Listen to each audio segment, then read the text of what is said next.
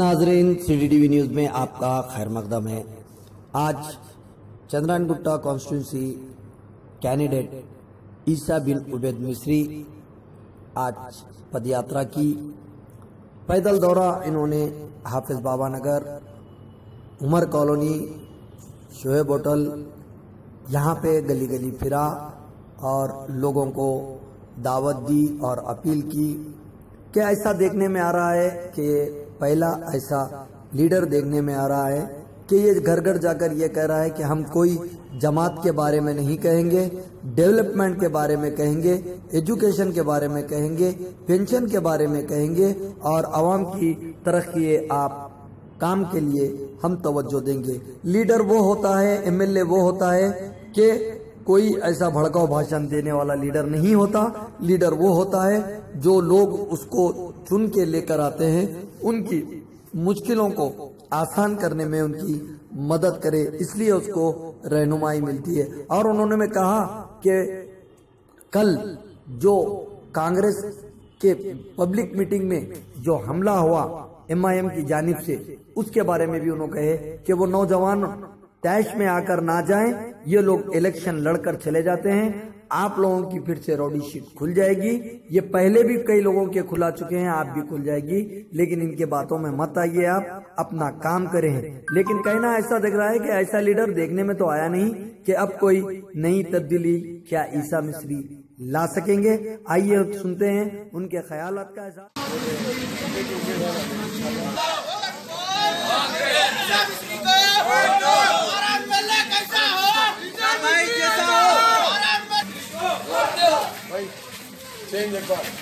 हमारा एमएलए को वोट दो। हमारा एमएलए कैसा हो? कैसा हो? हमारा एमएलए कैसा हो? हमारा एमएलए कैसा हो? प्रचार का वोट जोन भी डाले है ना, हमारा कॉन्स्टिट्यूशनल हक है। नौजवानों का मुस्तकबिल हमको रोशन करना है।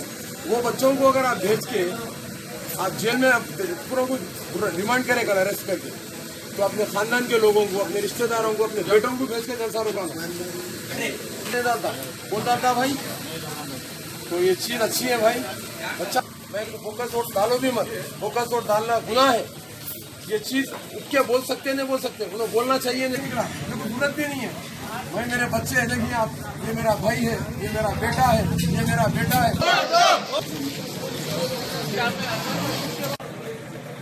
आज हम लोग अजीम होटल से, हमारा पहला जो पदयात्रा स्टार्ट हुई वो पॉइंट था अजीम होटल, फिर वहाँ से हाफिज बाबा नगर और वहाँ से अंदर से पूरे बस्तियों से घूमते हुए अल्हम्दुलिल्लाह उमर कॉलोनी तक हम पहुँचे। अब यहाँ से और थोड़ी दूर हमारा सफ़र है।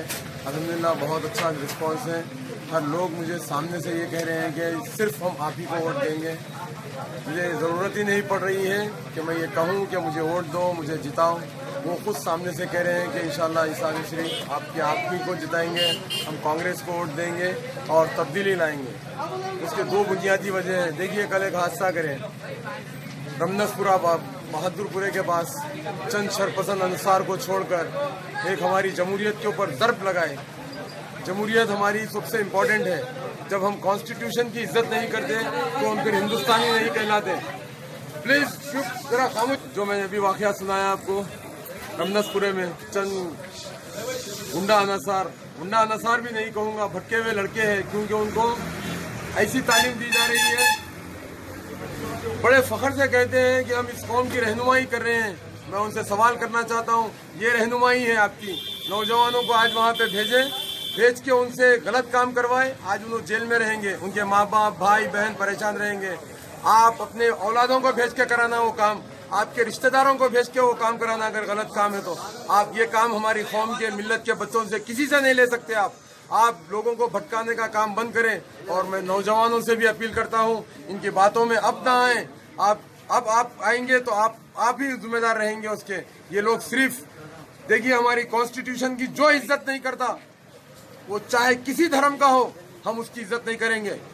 क्योंकि जैसा हमारा मजहब होता है वैसा हमारा कॉन्स्टिट्यूशन भी होता है। अगर हम हमारे कॉन्स्टिट्यूशन पे भरोसा नहीं करेंगे और हमारी जमहूरी हक है कि हर कोई प्रचार करे, हर कोई अपनी जगह पे जाए, अपना प्रचार करे, अवाम के सामने अपनी बात रखे। अगर अवाम आपको पसंद करेगी तो आपको वोट देगी, अगर आपको अवाम नहीं पसंद करेगी तो आपको वोट नहीं देगी। सबका जमहूरी हक है पद यात्रा करने का, जलसे करने का, पब्लिक मीटिंग करने का। आप उसके अंदर गुंडों को या जो भी नादान बच्चों को भेजकर उनकी जिंदगी बर्बाद मत करें। और ये जमहूरियत में ज़र्ब है हमारे। देखिए, एक वीडियो पहले एक टीवी में बताया जाता था, वो सिर्फ इंडिया में देखी जाती थी। आज यूट्यूब, व्हाट्सएप, फेसबुक का ज़माना है। हमारे मुल्क को शर्मिंदा मत कीजिए, और जो हमारे मुल्क को शर्मिंदा करेगा उसको अवाम बेहतरीन जवाब अपने वोट से देगी। मैं अवाम से उम्मीद करता हूँ कि 2 दिन से मैं इंतज़ार कर रहा हूँ असदुद्दीन अवैसी साहब और उनके भाई को मैंने एक गुजारिश की, अपील की कि वो एक ऐलान करे। जैसे ईसा मिस्री इलेक्शन लड़ रहा है, वो कह रहा है कि मुझे एक ही वोट दो, मतलब जिसका असली वोट है वो एक वोट मुझे दे, कोई बोकस वोट मुझे ना दे। तो इसी तरीके से आप भी ऐलान करें कि एक वोट दे, बोकस वोट ना दे, तो मैं समझता हूँ पुलिस की भी जरूरत नहीं पड़ेगी। सीधा आप अवाम जाएगी, अपना वोट लेके अपना डालेगी, निकल जाएगी, पुरअमन इलेक्शन होगा। और देखिए, आज पद यात्रा के लिए मैं निकला हूँ, काफी सारी पुलिस का इंतजाम करना पड़ा, क्योंकि आप चंद शरपसंद अनसार को पीछे से भेज के नारे लगा रहे। वो नारे आपके देखिए आदमी समझ में आ जाता। एक आदमी डूब रहा तो क्या करता वो पता है आपको? वो जो चीज मिली उसको पकड़ के अंदर खींचने की कोशिश करता। लकड़ी मिली, हाथ मिला, छोटा सा डाली मिली, पकड़ के खींचता। तो आप डूब रहे हैं, इसीलिए आप छोटे छोटे हरकतें कर रहे हैं। आप ये हरकतें बंद करें। इस इलेक्शन को 2018 के इलेक्शन को इस चंद्रयान गुट्टे की आवाम हैदराबाद, तेलंगाना ही नहीं, इंडिया के लिए एक मिसाल बना के रखेगी। और मेरी जिस तक मेरी ये आवाज़ पहुंच रही है, मेरी आवाज़ को समझे, क्योंकि मुझे भड़काऊ भाषण देना नहीं आता, क्योंकि मेरा मकसद भी वो नहीं है। एक एमएलए का मकसद भड़काऊ भाषण देना नहीं होता। एक एमएलए का मकसद होता है सिर्फ डेवलपमेंट। उससे हटके वो कुछ कर ही नहीं सकता। सिर्फ आदमी को गुमराह करने के लिए स्टोरियां, उसको वो कर दूंगा, चाय वाला, बिस्किट वाला, ताजमहल, कुतुब मीनार, मैं बादशाह, उन्हें फकीर, ये बातों से हमको कोई लेना देना नहीं है। हमारा सिर्फ एक ही मकसद होना चाहिए, डेवलपमेंट, एजुकेशन, हॉस्पिटल्स, और जो गरीब महिलाएं घर में बैठी उनके लिए पेंशन्स, नौजवानों के लिए रोजगार, और जो हमारी बहनें जो घरों में पढ़ लिख के बैठी हैं उनके लिए स्मॉल स्केल इंडस्ट्रीज।